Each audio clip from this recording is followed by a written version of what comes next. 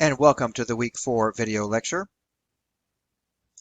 In Week 4, we're going to go over the habit and modus operandi evidence. We're going to also contrast and compare that to the character evidence because we're going to see that there are times when habit and character evidence merge together so that we really can't tell them apart. This becomes a real problem because, as we know, character evidence is something that is generally not admissible as evidence.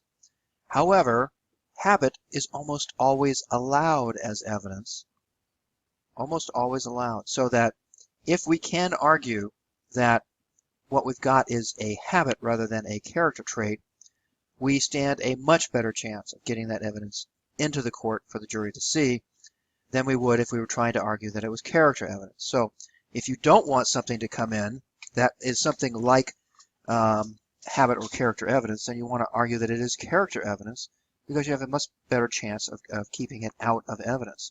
All right, so what we're going to do is we're going to go through and define habit and give you some examples and then contrast that and compare that to character evidence. And then we're going to go into certain parts of habit evidence that are routinely used, such as habits in an organization and how they function. That becomes very important, especially for business records. We actually allow in business habit evidence routinely because it is, in fact, very routine. It is something that's done all the time. It has a very high reliability factor because, businesses keep records of things, as much truthful information as they possibly can, and they do so in a very routine and methodical method that makes the evidence that they put away in terms of their records very, very reliable. We're also going to be talking about proving the habit of an individual who follows a professional routine as another form of habit that becomes very important. And then we're going to get into modus operandi, which is the MO, or the way a crime is committed, as a possible criminal habit. And that can be brought in as evidence that a particular person did a crime, even if we don't know who did the crime, because perhaps it's done in a very, very distinctive habit that one particular person has. Then we're going to look at procedural information as well, in terms of everything that goes on with habit evidence. All right, let's just first define habit. Habit is defined as one's regular, nearly automatic response to a repeated situation.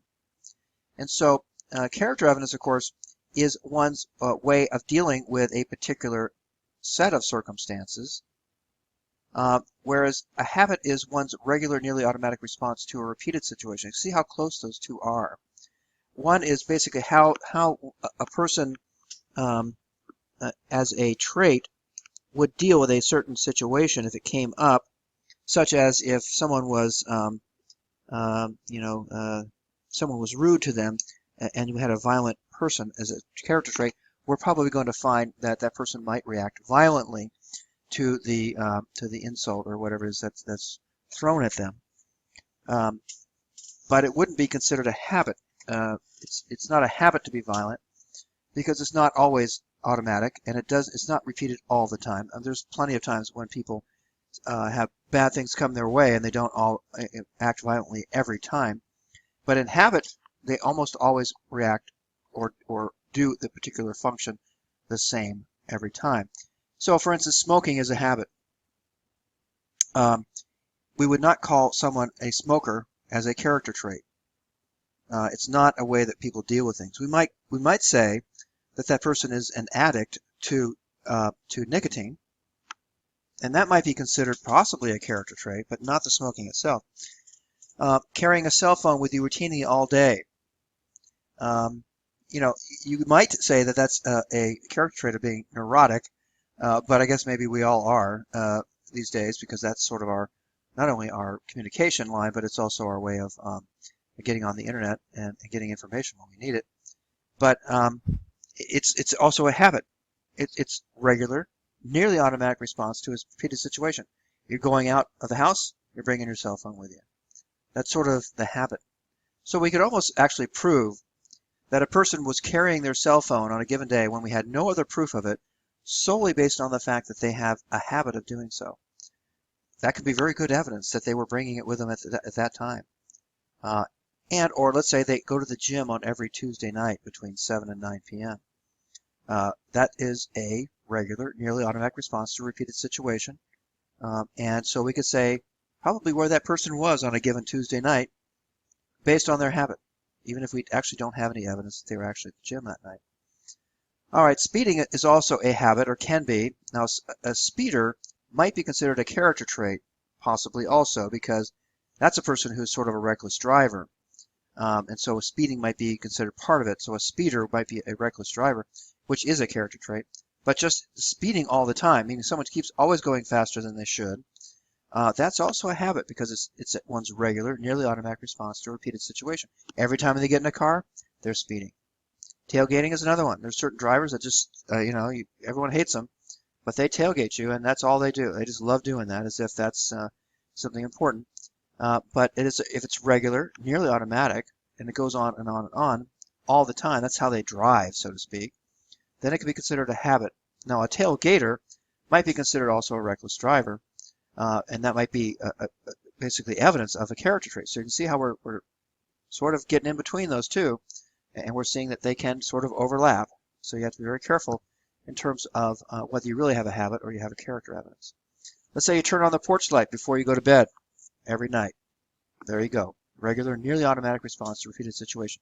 That's not likely to be a character trait. I don't know of any character trait that says that people do that. So that's pretty much a dead bang habit, and that's all that it is. If we wash our car every week on Fridays at 3 p.m., that's a habit.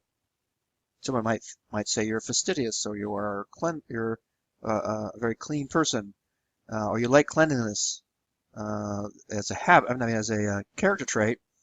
But the habit is that you actually go to the car wash every Friday at 3 p.m. All right, getting up at 6 a.m. every morning, regardless of the day. That's a habit. It's one's regular, nearly automatic response to a repeated situation when they get up. And some people, I think that's you've got a character trait of being, on time all the time, or you are neurotic about getting up at specific times and never sleep in, that kind of thing. But that sounds more like just a plain old habit. Again, going to the gym at 5 a.m. every weekday, another habit, very good example of a habit. All right, let's look at character evidence, and let's actually let's help us to both compare and contrast. Again, character evidence is the nature or disposition of a person or the particular traits that identify the way he or she would probably act under certain circumstances. And that's a violent person, that's a jealous person, that's a shy person, an impatient person, honest and a dishonest person. And so, a dishonest person can act honestly sometimes if they want to, although they would have less a compulsion about not acting honestly if they also wanted to, because they're dishonest. But that doesn't mean that every time a person has an opportunity to be dishonest, they are dishonest, even if they have a dishonest character trait. So you would not call someone dishonest as a habit, but you might be able to say that they have a habit of defrauding people, for instance. Every time they get a chance, they're defrauding people. And that would be one that's going to sort of get in between character evidence and habit, because yes, there's a habit of defrauding people, but it's also a character trait of being dishonest. So again, that's when we're going to see that they come together. All right, so again, it's the nature or disposition of a person or the particular traits that identify the way they would probably act, not necessarily routinely act, but probably act under a given set of circumstances. And there's many different traits that we know about. These are just a few. All right, let's go back into habit. Now, character evidence is almost always excluded as proof that the person acted in conformity with the character trait as we know. That's the character evidence rule. Habit evidence is almost always admissible to prove the person acted in conformity with the habit. Why? Because people tend to be creatures of habit. And it's very likely that habit evidence is not prejudicial. It's something that is just the way people act. Even if it's a little strange in terms of their habit, it's not going to make people hate them necessarily, and it's not going to bring on any kind of prejudice to the party who's bringing on the evidence. If someone's got a habit, it's good evidence that they probably act in conformity with the habit at a particular occasion, because habits are exactly what they are. They just go on all the time. And habit evidence is always subject to balancing the probative value versus prejudice under 403 of federal rules and California 352. But that's true of all evidence. You will not see habit evidence very often being excluded. It would have to be an unusual case that this habit is just something really strange, or it's not really been well established that it is a habit before we're going to kick it out. So if someone is bringing on character evidence, you will want to argue that it can come in for a purpose other than to prove that the person acted in conformity with the character trait to get around the character evidence rule. But in habit evidence, you don't have to worry about it. You know, I want to prove a habit, Judge.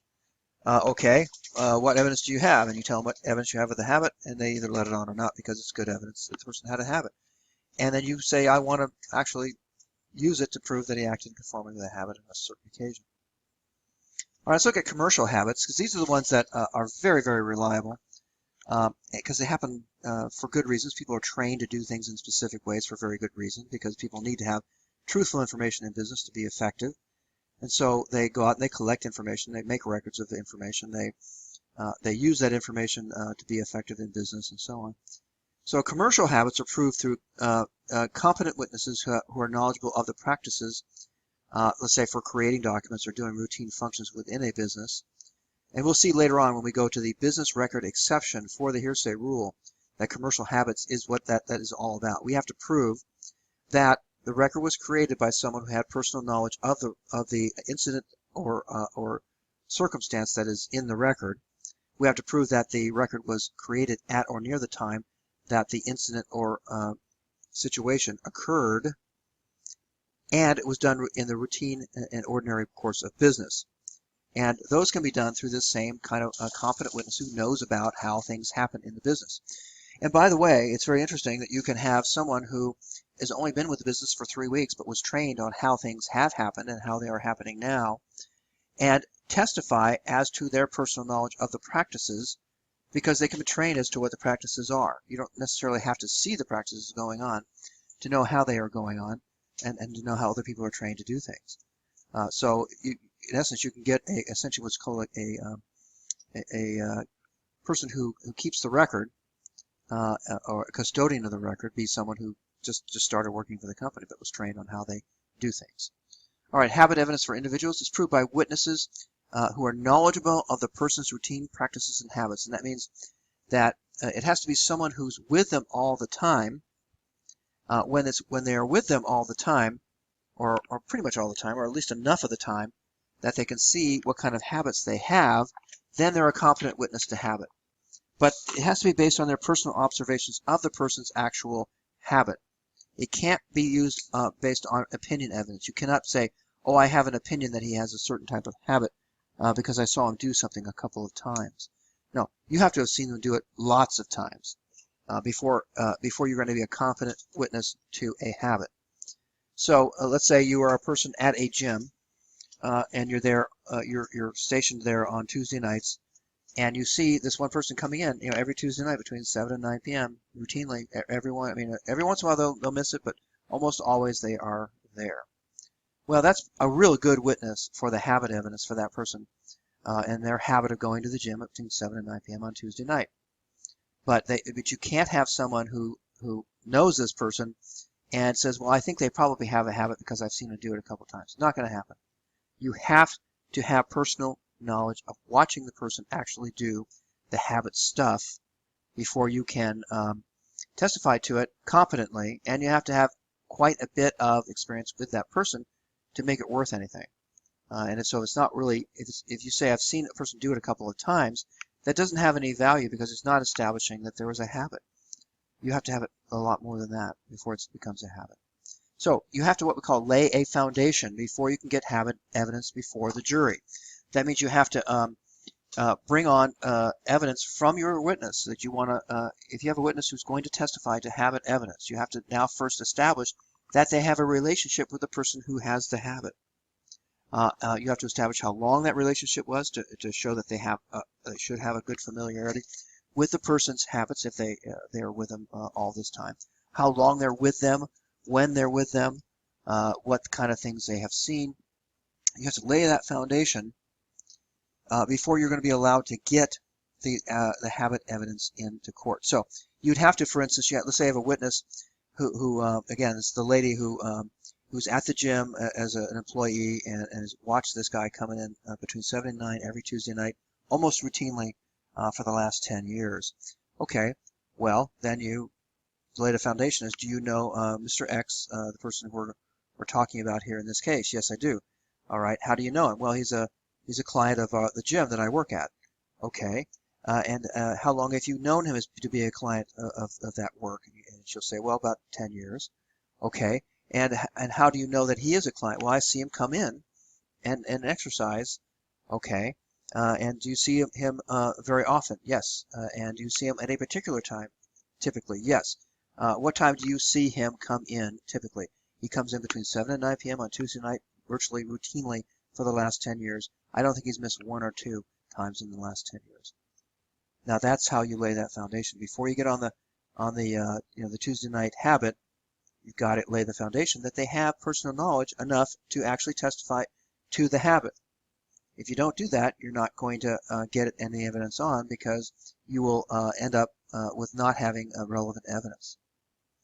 All right, gathering proof of organizational habit. Let's look at some of the things we would ask. And if we were asking questions about someone, and we want to know how does an organization actually function, somehow that becomes relevant either to establish business records or perhaps even to establish that they have maybe a bad business practice, and we want to go after them for doing something bad that hurt somebody.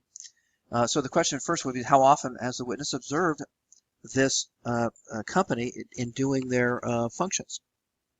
That's kind of important. How long have you been there? And what kind of things do you see when you are working there? Then what specific instances of this behavior has the witness actually observed, if any? How often has he seen this function being actually performed? And over what period of time? How often? Is it once a week, twice a week, once a day? Whatever it is that he sees this stuff going on, that kind of thing. Then has the witness observed variations in this behavior? And if yes, what has the witness observed? So in essence, you witnessed this particular function being done in this particular way. You have to ask them, have you seen it done any other way? And if not, then have you even heard that it's been done in any other way, or that kind of thing.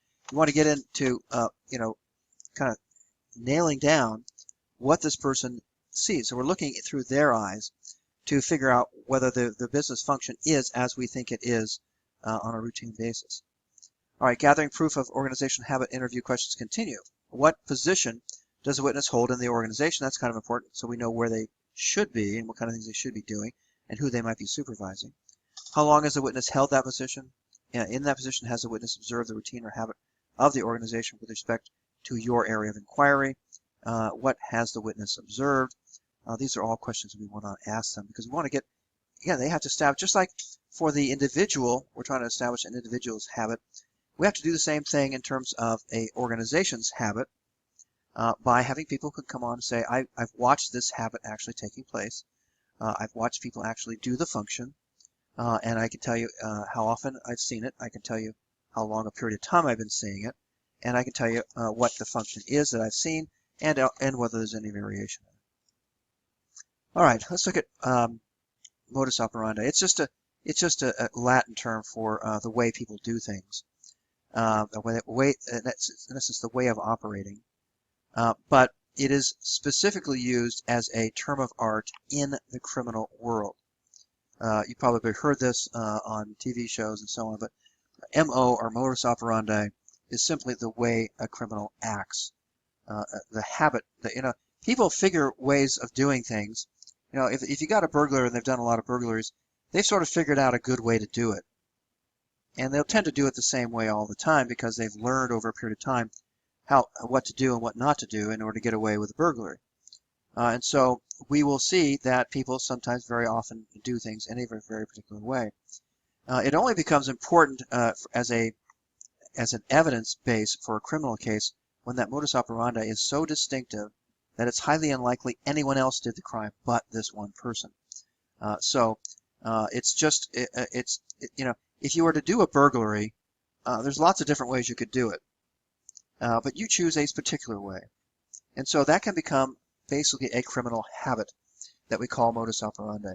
It can sometimes be important in a criminal case if we can, if we don't know who did the crime, but it was done in a very distinctive way, and we've seen this person do that same kind of crime in that very distinctive way, and no one else that we know of does it that way, then it's pretty good evidence that this person did the crime. All right, so again, modus operandi is the routine way a person commits a criminal act. It's not character evidence, but it's a form of criminal habit. So if you get on a modus operandi, you're not trying to prove the person's a criminal. You're not trying to prove the person's a burglar, even if you are proving 20 previous burglaries, and the way that he's done 20 previous burglaries, you're not proving that to prove he's a bad guy, he's a criminal, he's a burglar. You're trying to prove that he does his burglaries in a particular way, and therefore this burglary that we don't know who did it was done in that same very distinctive way, and so it had to be him. That's sort of what you're doing. All right, it's proved the same way all other evidence is proved, by observations of the way in which this person has acted in the criminal context in the past. So you actually have to bring up the past crimes and how they were committed. The best case I have for this is one where we had a burglar. He was a commercial burglar. He wasn't a residential burglar. And this is a guy that worked for a safe company for a number of years. He was one of the few people, I think it was only 3 people in the world, who had the knowledge of the inner workings of the safe. And this safe was the one that was routinely used by all of the fast food restaurants, where they have a lot of cash coming in. They have to hold that cash in a safe until they can get an armored car to come and pick it up. And so this safe is routinely used by these kind of establishments. Well, here we go. We got 2 or 3 burglars in our community, and they were hit. You know, McDonald's and Jack in the Box were all hit. They all had the same safe.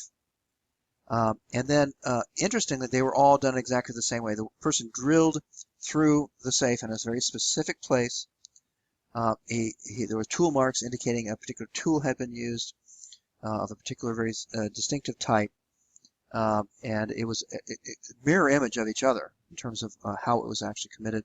Somebody knew exactly where to drill, what tools to put in the drill hole to get that thing open, and he opened those safes and got away with the money. Okay, well, it happened to be that this particular person that they thought had done the crime was one who had 8 prior convictions of exactly that crime, because he was skilled in that particular safe from the safe company that he worked for. So he basically went bad. He was someone who had the trade secrets involved with the safe company. He went up and started using those to commit burglaries and get lots of cash. And he had a template that he would put on the safe so it showed him exactly where to drill and what tools to put in and so on. So we actually went and got the old evidence from the old cases and recreated the previous crimes to show that they had used exactly the same template. And there was only 3 people in the world who knew what that template was or how to use it. Very good evidence that that was him who did those crimes. And then, in fact, it worked, because no one knew exactly who had done the crimes, but he was convicted of all of them. All right, this can also be used to prove identity, which is what we just did. We proved who did the crime by the fact that it was done in a very distinctive habit sort of way. It can also be used to prove intent, knowledge, or absence of mistake, as we talked about before. If something is done in a particular way, and in the past they've done crimes in that particular way, it might indicate possibly an absence of mistake. It could indicate a knowledge. One of the best knowledge ones I had was an arsonist. This arsonist burned down a commercial building to get the insurance money. The roof of the building had collapsed before he burned it down, but no one knew it because it was sort of out in a rural area. So he burned it down before anyone could get out and see it, so that he could get the entire building rebuilt by the insurance company. Well, this guy had 2 prior small little buildings on the farmland that had been burned down, and he had made claims on the insurance and got paid $40,000 for an old shack on each case. And so I wanted to bring those up as to prove that, to acknowledge that insurance proceeds were a ready form of cash.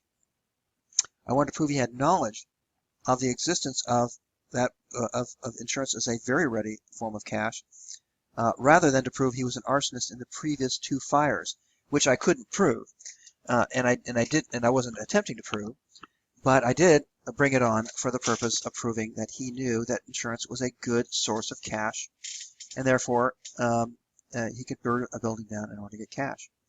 So again, I'm not proving a character evidence, because I'm not using it to prove that he did the arson in question because he had 2 prior fires. I was only trying to prove it that he had knowledge of insurance as a ready form of getting cash. It's a good way to get cash, and that's what that's all about.